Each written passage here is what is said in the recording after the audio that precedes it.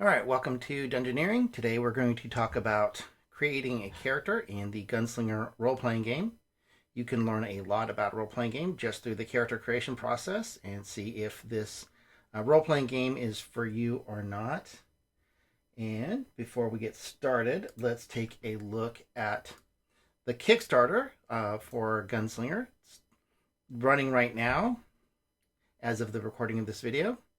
And it has funded in under 24 hours. So thank you to everyone who backed this game. I'm really proud of it. I think it came out fantastic, and I really think you're going to enjoy it. I know that the Western genre isn't necessarily for everyone, but this has a really nice twist to it, and it leads into the Warriors of the Red Planet role-playing game if you're into Sword and Planet adventures. And it also is sort of a prelude to the Princess of the Red Planet campaign setting that I'm working on. All right, so let's get started.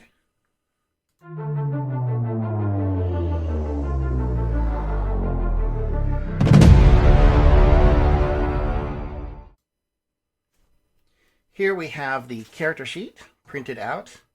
You can see it has a sort of a parchment background to it. There is a version that is the ink saver version if you prefer to print out just black and white. But I like how this version looks. And let's take a look at the rules for a minute here. And let me hop over to the PDF. All right, let's jump through to the character creation process. Most of this will be very familiar to you if you've ever played any sort of old school role-playing game.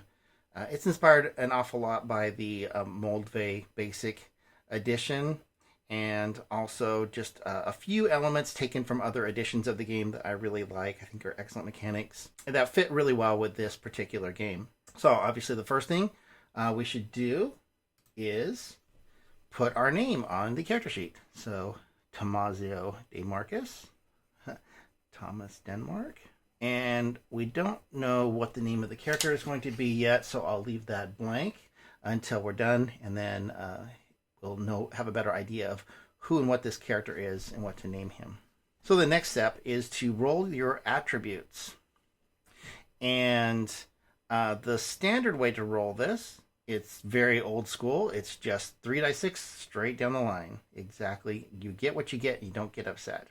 However, if your referee prefers to use some of the other classic methods, such as rolling a 4d6 and dropping the lowest, or letting you roll 6 attributes and then assigning them where you want to, that's fine too. That's totally up to your referee, but we're going to go hardcore mode with this particular character and see what we get.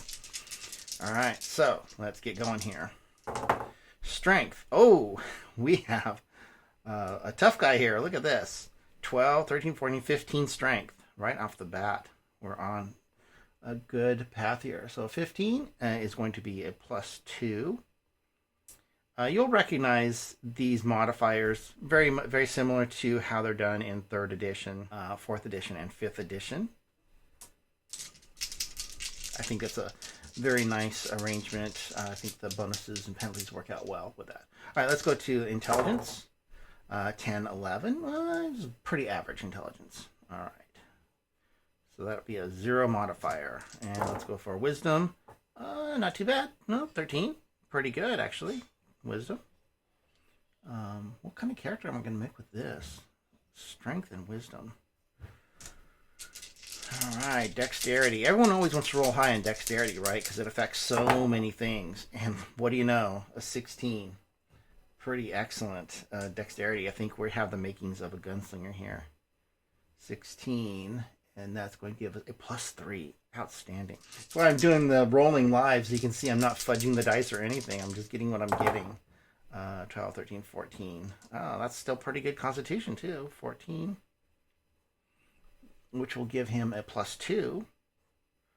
I'm rolling unusually well for this little demo. Although, to be honest, I like it when you get 1 or 2 stats that are really low, because then it kind of makes the game more fun. 6, 7, 8, 9. Charisma, so kind of a not too good looking guy here. In fact, a little bit on the homely side. He's got a -1 modifier to his charisma.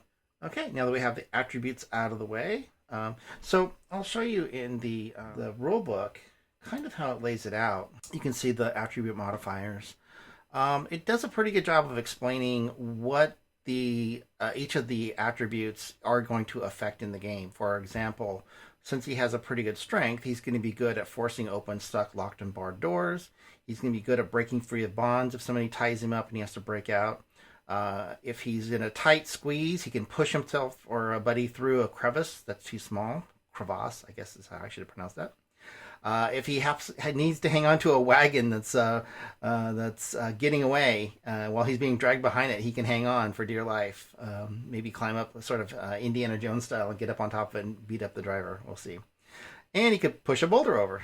So maybe take out some outlaws down below on a hillside or mountainside with pushing a boulder over. And it's like that for each of the abilities. Pretty good little explanation of how they work in the game. All right, so the next thing we're going to need to choose is social status. Now, this is something that most old school role-playing games don't have, but I've found that having a social status is a really handy trait for lots and lots of situations. Normally, we would just rely on charisma, but what I like about social status is that it can go up and down so much during play that in some ways it can have more of an impact and kind of make sense, especially with this genre where someone who's wealthy is going and influential is going to have more sway in certain areas, whereas some scoundrel outlaw will actually have some sway in other areas, right? So a low social status could actually be beneficial if you're amongst a bunch of ruffians. Anyways, let's roll social status. It's rolled the same way as all the attributes are rolled. 5, 6, 7. A little bit on the low side. I might have the makings of a scoundrel here. So his social status is 7, and that's going to give him a -2 modifier on situations where social status matters. Social status also has another purpose in the game, is that it determines how much wealth you're going to have. So it's social status times 10 is your starting money, so he starts with $70. So we'll put $70 over there. Okay, now that we have social status, the next thing we're going to need to choose is alignment. And alignment in a Western makes a lot of sense when you have lawful sheriffs, neutral people, kind of, and people who are in between, and then the chaotic sort of like outlaws and stuff. So this is one genre where alignment fits pretty well. I'm thinking I'm going to make a scoundrel with this guy. I really think I'm going to go with chaotic. You should probably talk with the referee to see what kind of game they're making, the kind of campaign they're making. So if you want to, or end with your other players to see if you want to make a band of outlaws, or maybe you want to make a band of Apaches that are on a war trail, or maybe you want to make a group of soldiers or lawmen who are out to tame the West. But in this case, I'm gonna go full a full outlaw here, and his alignment is gonna be chaotic. Doesn't necessarily mean evil. It can. But it really means he just kind of does what he wants to do, maybe a little bit selfish. All right, so there's alignment. And the next thing we need to choose is ancestry. And so I'm going to go back to the rules so you can see what it says here. On the ancestry table, you could choose whatever you want. In fact, there's an appendices in the back that has a lot of options. It goes through all of the various indigenous tribes that lived in the area, and also different Europeans. They're not just a monolithic group. There's all kinds of different cultures that came over from Europe, and so anyways, we could choose one, but I'm going to go ahead and roll and see what I get. And for this, I'm going to need a 20-sided die, and see what I get. A 12. A 12. Oh, that's kind of cool. He's going to be an African American ancestry. So African ancestry. Maybe I'll have a buffalo soldier here. But no, I'm kind of set on making, I already kind of have an idea of what I want to make now with those attributes. So let's get to the next one here. Then we can choose our class. And there are a few classes to choose from here in Gunslinger. And you're going to see some of the placeholder art. I doubt any of this is the final art for the game. This is just some stuff from my sketchbook. I popped in just to have a sense of the layout. Could choose to have a brave, And, you know, it might seem strange to have an African brave, but it's actually quite possible because the Apaches did adopt children if they were captured in a raid or something. They would adopt them into the tribe. So it's certainly possible that an African grew up with an Apache tribe. So that's something to consider because with his dexterity of 16, he's going to get that plus 5% XP bonus as a brave. Let's see, as a doctor, he needs a high wisdom, so at least a 13. So he could be a doctor because he does have a 13 wisdom. He would get the XP bonus. And a doctor is certainly super handy to have in any group. The doctor can do lots of things, and not just they're not just walking medical kit. They can bind wounds, they can do medicine, they can cure poisons. They're pretty tough hombres. We could choose an engineer. His intelligence would, not that there's a limit. He could. He just wouldn't get the bonus because his intelligence is 11. It would need to be 13 to get the XP bonus. But an engineer is handy because they get gadgets. If you've played Warriors of the Red Planet, you understand that gadgets are cool devices that essentially replicate spells. I mean, that's really what they are. They replicate a magic user's ability. And in some ways, the engineer kind of fills the role, if you were to think of it in fantasy terms, kind of like what the magic user does, because he gets all these different devices, more and more devices every level that he can do cool things like flamethrowers, and which would replicate a fireball, or just there's like I think 50 different devices. Oh, maybe not that many. There's quite a few devices, gadgets in the game. Plus, they get a bonus on understanding strange technology. So if there's like weird alien technology that you stumble across, then he could figure it out better than anyone else in the group could figure it out. Because sort of the premise of this game is that there's strange science that has come from alien worlds, and it's sort of a minor part of the game, but it's also an important part of the game. And anyways, I don't think I'm gonna be an engineer. Gunslinger. Now we get to the heart of the game. It's really all about playing a gunslinger. The toughest the toughest fellas here in the West in this game, anyways. He has a dexterity of 13 plus, so it's dexterity of 16, so he would get the bonus. He gets a good selection of weapons to choose from, and he could even choose one to specialize. So they get a lot of options with their weapons. With a gunslinger, your alignment really matters, because if you choose a lawful gunslinger, you're essentially a lawman. And if you choose neutral, you're a drifter. If you remember, like some of the Clint Eastwood characters were just sort of morally ambiguous characters that would just kind of drift into town, wipe out the bad guys, and just leave. Right? So this is sort of the drifter character, homage to the great westerns of Clint Eastwood. And then, of course, the outlaw. And the outlaw is just, I mean, he's just as effective as the lawman. He's just on the other side of the law. And he's out for himself. And so I'm probably going to be an outlaw here. I'm really thinking I'm going to make a gunslinger. But we'll look at the other ones. It could be a scout. Constitution 13 plus. My character has a 14 constitution. You would get the bonus being a scout. And there's a soldier. His constitution's high enough to get the bonus of the soldier. Of course, cavalryman. Very appropriate for the genre. And they get advantages in the sense that they get supplied by the government. They get the full backing of the federal government to go out there and go on missions. Now, optionally, the referee could start the game with greenhorns, where everyone's a greenhorn. That they have literally no abilities. They can't do anything. They totally suck. But if you've ever played a game with 0 level characters, it's a lot of fun. You usually want to roll up like 2 or 3 or 5 0 level characters because they're gonna die. But the ones that make it through, you kind of develop this attachment to. And so this game does have the greenhorn option.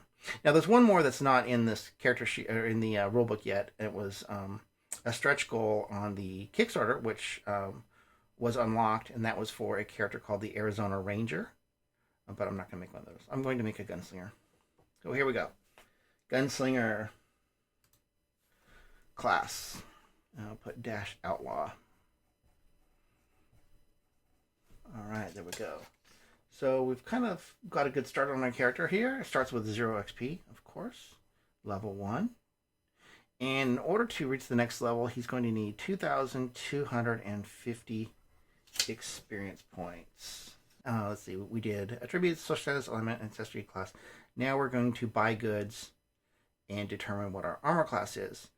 Now the goods section, I'll switch back to the PDF here so you can see quite a few goods to choose from.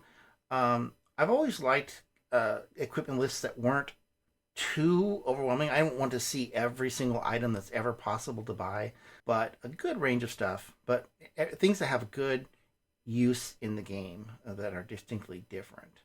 So one of the things is I have to choose what weapon he's going to be good at, because he can fire a carbine. He's good with a Bowie knife, a revolver, a rifle, a shotgun, and then he gets to choose one. It would be kind of neat. I think I'm going to choose a lariat because that one's a special weapon that you can only use if you're trained in it. So I'm going to pick lariat, and it's going to cost him $5. So I'll put that down, lariat, as one of his items. So you notice the character sheet is pretty clean, right? It's not an overly complicated character sheet. However, you'll notice the weapon section does have quite a few little bits in here. Now, not all of these are used. The combat is fairly straightforward and simple. However, if the referee wants to use the advanced combat rules for, say, gunfights, then some of these other things come into play. And that would probably be if you wanted to do, you play the game fairly streamlined, and then you get to a really important encounter, some bad guy that you've been chasing for several sessions, and now you want to have a real showdown and use the full detailed gunfighting rules. Then all this will come in play. So, anyways, lariat will have, it doesn't do any damage. It weighs 3 pounds.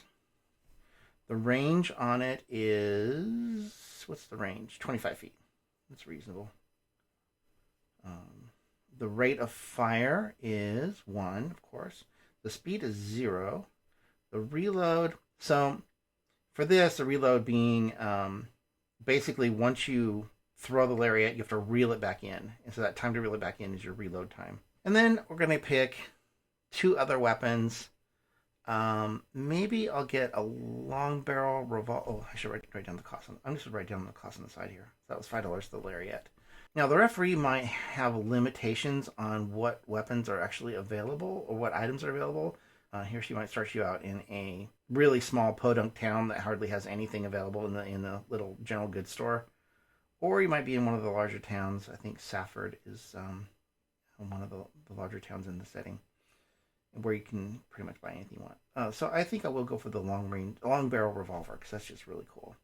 It's going to cost $10. Have you ever looked at the number of firearms that were created during the 1800s? It can be overwhelming. There's just so much variety. And if you ever talk to aficionados of the Old West and who've really studied all of the different firearms that were available, you know that these guys can be very particular about all of the details. So the approach taken with Gunslinger is to, instead of being specific, like say a Colt 45, what we've done with the rules is breaking them down into categories, and then whatever specific weapon you want. If you want to change long barrel revolver to a specific kind of long barrel revolver, you can do that for flavor. So the damage is 1d8. The weight on this thing is 3 pounds. Costs $10. Okay, I got the $10. The range on it is 30. So you might be wondering, why is there only one number for range? So we have a very simple system for range, and basically 30 feet is the normal range. So up to 30 feet, there's no penalty for firing the weapon up to 30 feet. As soon as you go past 30 feet, there's a -1 penalty to hit, up to the double the length, and that's the maximum it can fire. So 60 feet will be the furthest that this weapon could fire. Now, maybe in certain circumstances, the referee might allow you to even fire further with more penalty. But half this distance, say 15 feet, you're going to get a +1 bonus for close range for aiming. So that's why it's just one number. It's very simple. And I know it kind of overly generalizes some of the weapons, but I think the efficiency during gameplay is worth it, especially this kind of game, right? You just want to kind of have the action moving along very quickly. You don't want to sit there and calculate all this stuff. So the rate of fire on the long barrel revolver is 1. The speed on it is 0. Oh, this thing's fast. And then the ammo, it's 1, 2, 3, 4, 5, 6 carries 6 rounds. You could always have more, and say a bandolier have more weapons, but generally it's going to have 6 rounds loaded. And then reload time on this thing is 1. So it takes 1 round to reload it. Once you fire all the ammo, then you're going to have to take a round to load it back up. Right? See how simple it is? Super fun. Now, one of these things here, favorite hand, is not listed in the character creation, but I'm going to go ahead and just put right-handed. So you have to fire in your offhand, then you have a penalty to fire with your offhand. A Bowie knife might be handy to have. Under so it's going to cost $2 for the Bowie knife. Bowie knife. And the damage on the Bowie knife is 1d4, so it's a lot like a dagger in traditional fantasy game. All this other stuff doesn't matter because it's a melee weapon.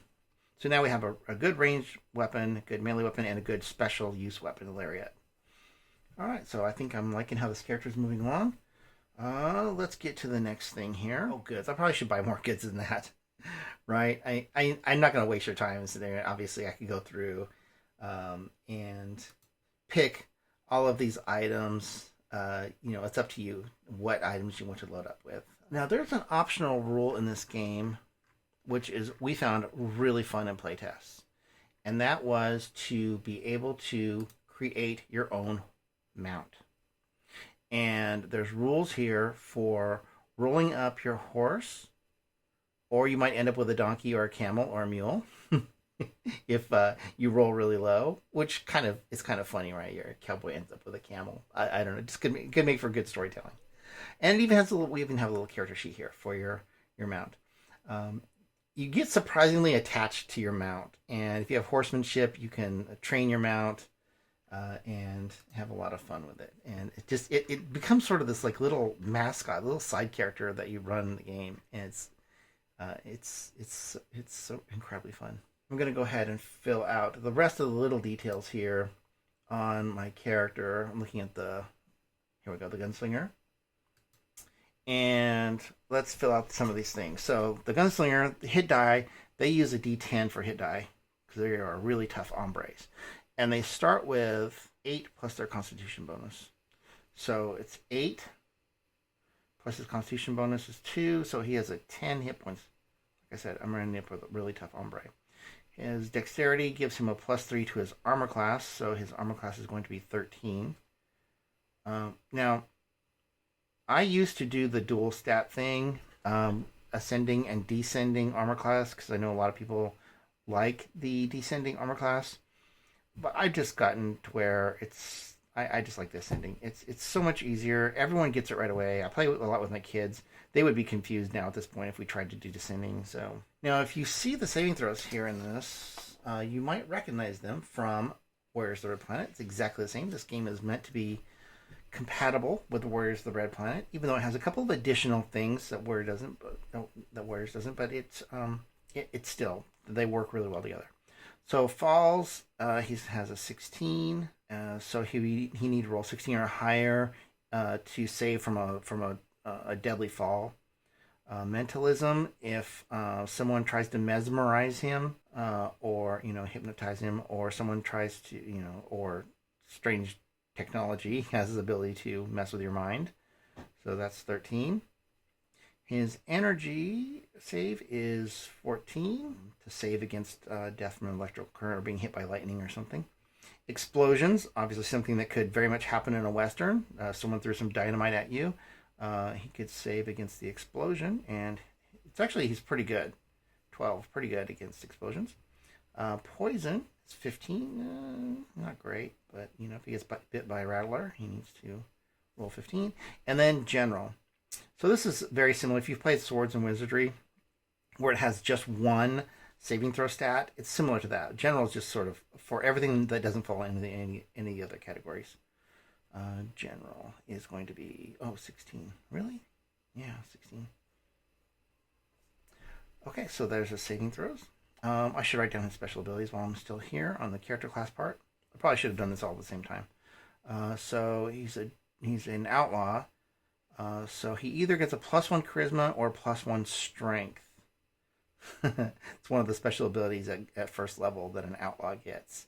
If I give him the +1 strength, that could be handy. If I go +1 charisma, though, that's going to bump him to a 10 and get rid of that -1. So I'm going to go ahead and bump up that strength to 16. I just see that as for this kind of character, a good role playing opportunity. So 16 that does bump it up to +3. All right. So that was definitely a good thing. Well, that's all the special abilities he gets. He doesn't get any other special abilities at first level. He won't get anything until third level when he gets gunslinging. That's pretty much character creation. I didn't get into all of the details that are obvious, such as the goods, getting a canteen, filling it with water, getting food for the trail, oil for his lantern, getting sticks of dynamite. We have slots for that. I could draw a picture of my guy, my hombre. You'd think being an artist should do this, right? It's like, if I didn't spend so much time designing games, I'd be a better artist. And if I didn't spend so much time drawing, I'd be a better game designer. So I kind of split my time between my two things that I enjoy doing. I would always, in fact, the reason I even got into art is so I could draw pictures for my own games. So I'm doing the same thing I did when I was a kid. All right.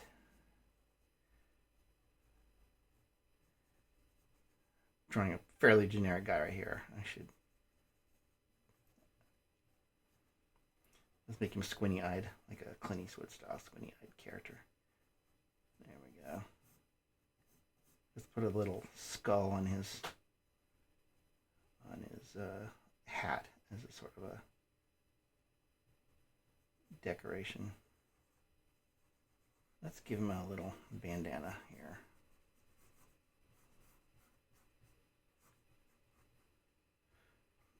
All right.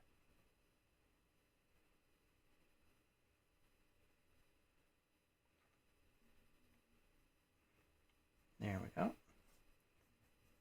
And probably give him more of an afro style hair. There we go. That makes a little more sense.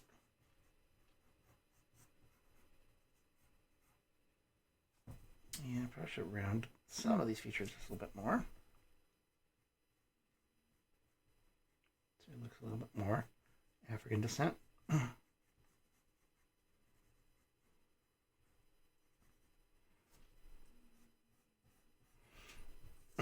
And let's name him. What would be a good name?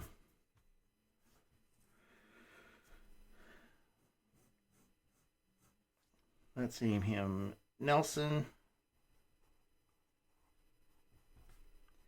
Deadeye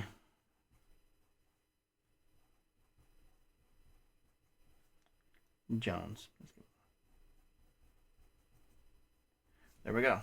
There's our character. Done. Hope you enjoyed it, and look forward to more of this as we go along. Have a good one.